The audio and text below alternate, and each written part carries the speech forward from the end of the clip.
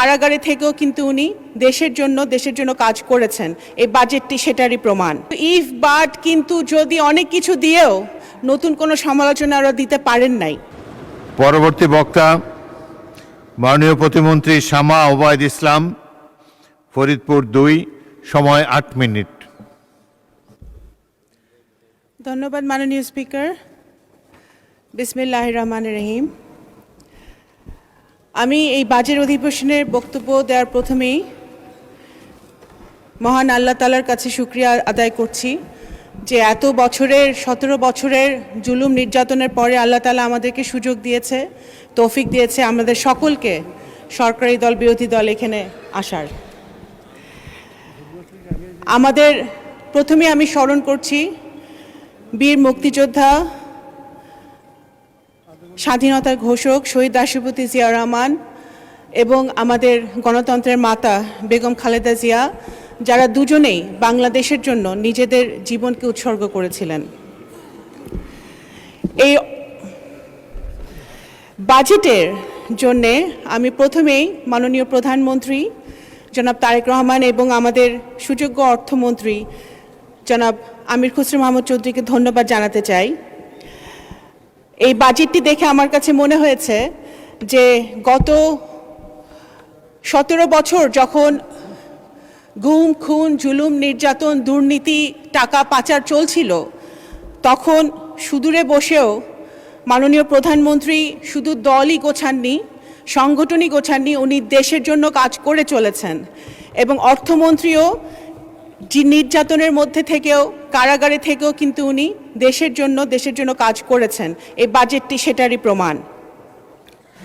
আমাদের বিরোধী বন্ধুরা অনেকভাবে বাজেটকে সমালোচনা করার চেষ্টা করেছেন, অনেক পড়াশোনা করে এসেছেন, কিন্তু ইফ বাট কিন্তু যদি অনেক কিছু দিয়েও ওনারা গতানুগতিক সমালোচনা ছাড়া নতুন কোনো সমালোচনা ওরা দিতে পারেন নাই। মাননীয় স্পিকার,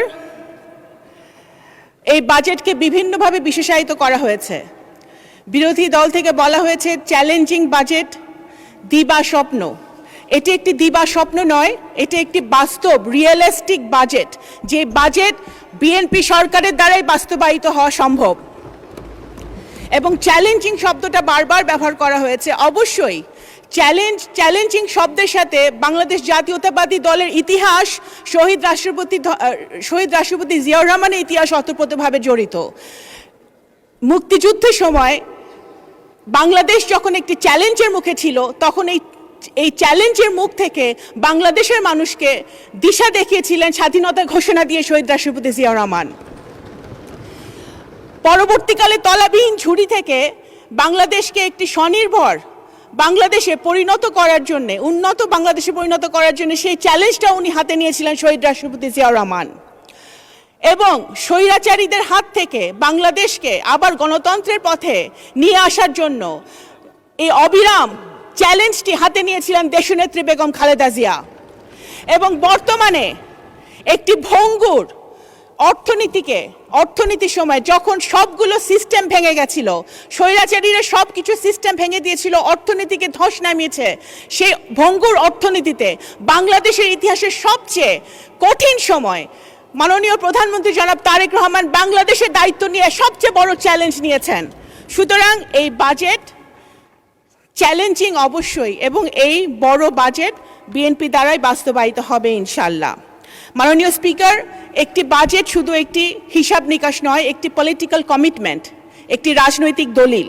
আমি মনে করি এই বাজেটটি একটি মানবিক, ইনোভেটিভ, ইনক্লুসিভ বাজেট হয়েছে, প্রগ্রেসিভ বাজেট হয়েছে, নারী বান্ধব বাজেট হয়েছে।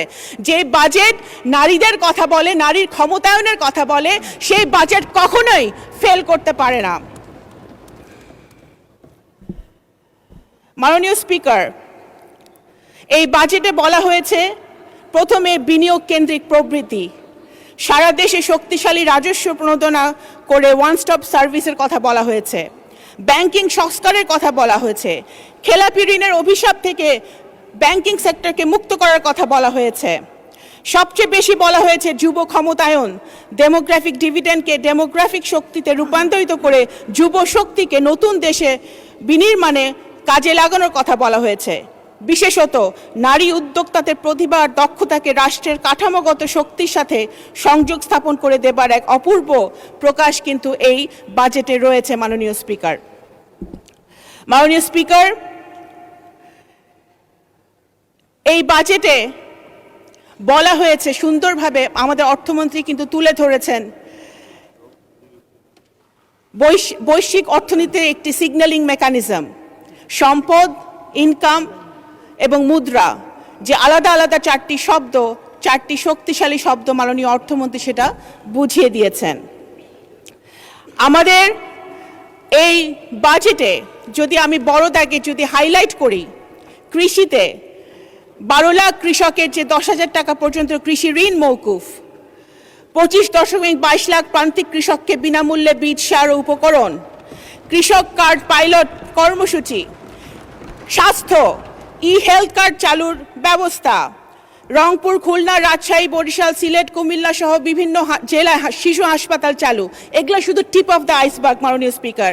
শিক্ষাতে আমাদের 2 লাখ প্রাথমিক শিক্ষার্থীকে বিনামূল্যে school uniform, mid day meal, বিজ্ঞান তথ্য প্রযুক্তিতে পেপ্যাল ও আন্তর্জাতিক পেমেন্ট গেটওয়ে চালু, ফ্রিল্যান্সারদের সুবিধা, 1500 শিক্ষা প্রতিষ্ঠানে বিনামূল্য ওয়াইফাই, বিদ্যুৎ ও জ্বালানিতে সংস্কার, পরিবহন ও যোগাযোগে ইলেকট্রিক বাস চালানোর একটা কথা হয়েছে, মহিলা শিশুর জন্য পিঙ্ক বাস চালুর কথা হয়েছে, ফ্যামিলি কার্ড চালুর কথা, ফ্যামিলি কার্ড অলরেডি চলমান আছে, এবং স্থানীয় সরকার পল্লী উন্নয়নে বিশাল বাজেট রাখা হয়েছে।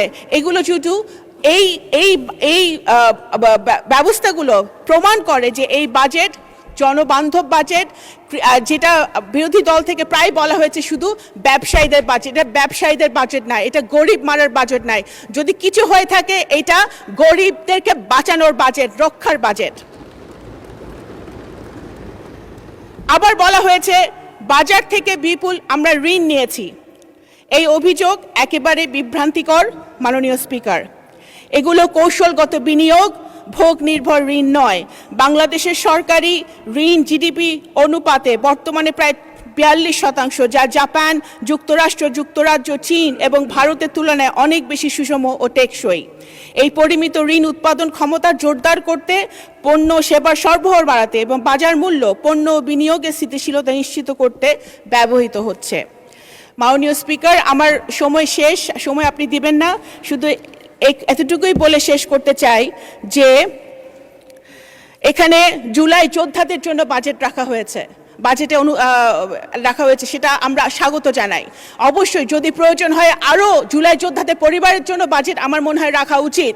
কিন্তু 17 বছরে আমাদের তৃণমূলে হাজার হাজার নেতাকর্মী, গ্রামের গরিব নেতাকর্মীরা যারা নির্যাতিত হয়েছে, তাদের জন্য বাজেটে অ্যালোকেশন রাখা প্রয়োজন মাননীয় স্পিকার। এখনো তারা ছিন্নমূল অবস্থায় রয়েছে, তাদের কথা আমাদের ভেবে দেখতে হবে মাননীয় স্পিকার। আপনাদের অসংখ্য ধন্যবাদ।